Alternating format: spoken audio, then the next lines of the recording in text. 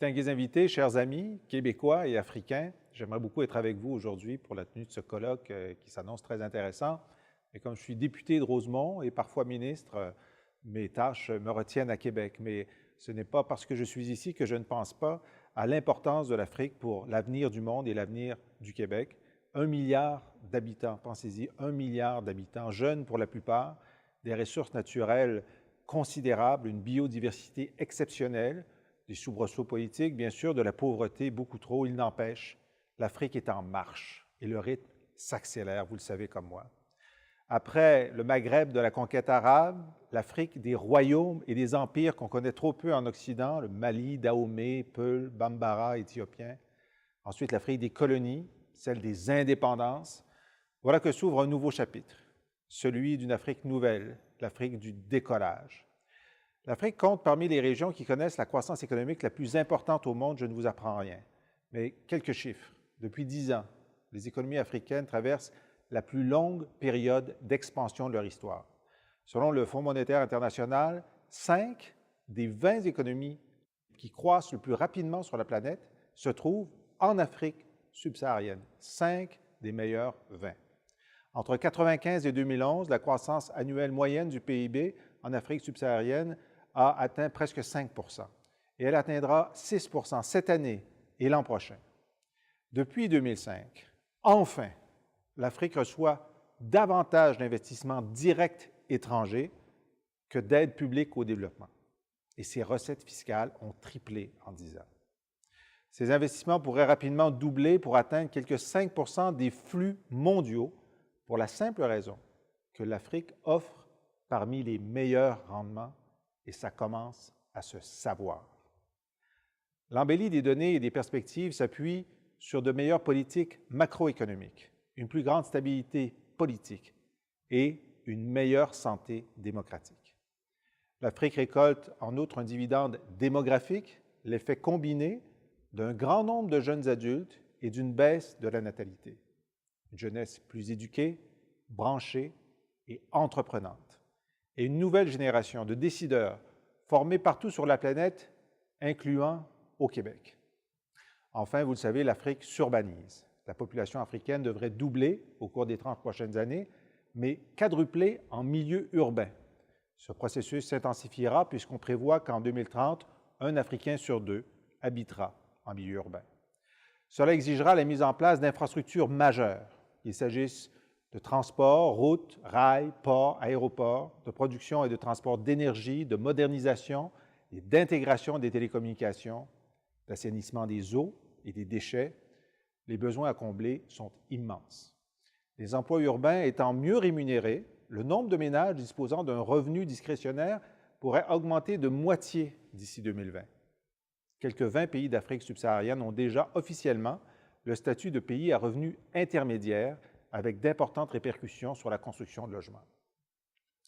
Les besoins sont également considérables en amont, dans les services tels que le génie conseil, les technologies de l'information, l'architecture, les services juridiques, la supervision de projets, la gestion de logistique, la maintenance, la formation. En 2011, les exportations québécoises de biens vers l'Afrique se sont chiffrées à presque 1 milliard de dollars en excluant les exportations de services. Les données réelles sont potentiellement beaucoup plus importantes. Alors que le Québec réalise environ 18 % des exportations canadiennes de services dans le monde, cette proportion grimpe à plus de 22 % en Afrique. En 2010, les exportations de services représentaient 17 % des exportations totales du Canada. Ce chiffre grimpe à 42 % pour l'Afrique. Le génie, en particulier, représente un tiers des exportations canadiennes de services vers l'Afrique. Le Québec, qui est responsable du tiers des exportations canadiennes de génie dans le monde, a déjà un poids relatif élevé dans les exportations canadiennes de services en Afrique. La plupart des indicateurs montrent que le continent africain est un marché où les entreprises québécoises de biens et de services ont démontré leur savoir-faire, ce qui les place en bonne position pour tirer profit des occasions d'affaires qui devraient se faire de plus en plus nombreuses.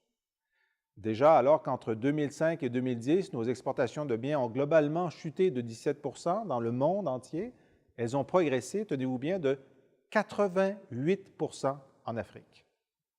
2 écueils sont à éviter lorsque l'on considère le développement africain des prochaines années, l'excès et le manque d'optimisme. Il n'existe pas une seule Afrique, mais des Afriques qu'il faut appréhender dans leur complexité afin de mieux accompagner leur développement et afin de mieux percevoir les niches que le Québec peut explorer et où il dispose d'atouts. Le premier de ces atouts, c'est la connaissance de l'autre. Le Québec peut tabler sur son engagement au sein de la francophonie, sur sa longue tradition de solidarité et sur tous ses acteurs, entreprises, institutions, consultants, coopérants, universités, institutions financières qui arpentent le continent depuis des décennies. 40 ans de francophonie multilatérale ont favorisé les relations directes du gouvernement du Québec avec les pays africains francophones sur des thèmes politiques, économiques, culturels, d'immigration et de coopération. Nous avons conclu pas moins de 162 ententes internationales avec 24 pays ou organisations africains. Et plusieurs décideurs et intellectuels africains ont étudié ici. Il s'agit d'un réseau de contacts très précieux. Le Québec a une image positive dans l'espace francophone pour son américanité, une Amérique conviviale qui fait des affaires en français, une société prospère, progressiste, attachée aux valeurs démocratiques et aux principes de développement durable, qui offre une expertise singulière, reconnue, recherchée. Le Québec offre en outre un modèle qui allie un secteur privé rigoureux et un État capable de gérer les conditions d'un développement ordonné et durable. Il offre également un modèle de développement alternatif, une économie sociale et solidaire, adaptée à certains secteurs économiques de l'Afrique. Pour toutes ces raisons, le Québec jouit d'une image de marque dans plusieurs pays d'Afrique. Nous entendons tabler sur cette réputation pour devenir des partenaires de cette Afrique qui émerge dans un esprit de bénéfice mutuel. Des partenaires économiques, mais aussi des partenaires dans le renforcement des capacités de gouvernance, essentielles au développement économique stable et à long terme, essentielles à la qualité de la vie. Car l'Afrique porte toujours le poids de son histoire et il reste encore des pas à franchir avant de pouvoir affirmer qu'il règne pleinement l'État de droit, la démocratie et les autres attributs de la maturité institutionnelle. Mais le climat politique est plus favorable que jamais à un réengagement envers le continent africain. Le printemps arabe et l'intérêt généralisé des populations envers les échéances électorales des dernières années ont montré une Afrique prête au changement, une Afrique engagée dans le changement. Le développement économique s'appuie justement sur un raffermissement de l'État de droit, de la démocratie et des règles de droit et des libertés individuelles. Le Québec est très actif sur ce front, qu'il s'agisse de pratiques parlementaires et législatives, de processus électoraux, d'administration de la justice, de politique publique, de médiation entre les citoyens et l'État, de formation des forces de l'ordre, de registre d'état civil, si important souvent pour la croissance économique, de protection des droits des citoyens ou d'engagement envers l'égalité des genres, l'égalité des sexes, le Québec peut apporter une contribution à cet espace politique en évolution. Certes, cette démarche du Québec s'inscrit sur le fond d'un continent déjà très courtisé. Le nouveau président chinois, Xi Jinping, a d'ailleurs choisi l'Afrique pour sa première visite officielle qui doit avoir lieu plus tard ce mois-ci. L'évolution du monde et de l'Afrique milite en faveur d'une politique africaine québécoise, cohérente et concertée. C'est dans cette optique que la première ministre dévoilera à la conférence de Montréal en juin un plan d'action Afrique. Ce plan, qui couvrira les années 2013 à 2015, vise à coordonner nos activités pour avoir, sur le continent africain, une présence québécoise cohérente, efficace et mutuellement profitable. Modulé en fonction des contextes économiques, géopolitiques, linguistiques, territoriaux et culturels africains, ce plan d'action sera le prélude d'une politique africaine plus substantielle.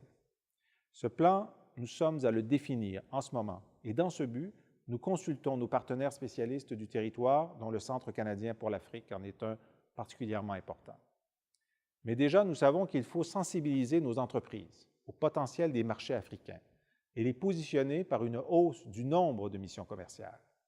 Dans ce contexte, nous croyons que la mission du Conseil canadien pour l'Afrique prend un relief particulier. C'est pourquoi Export Québec est fier d'être partenaire financier de cette conférence. Et c'est pourquoi je vous souhaite des échanges fructueux à la mesure d'un continent où nous avons ensemble beaucoup à réaliser. Bons travaux, bonnes discussions, bon engagement en Afrique. Je vous remercie.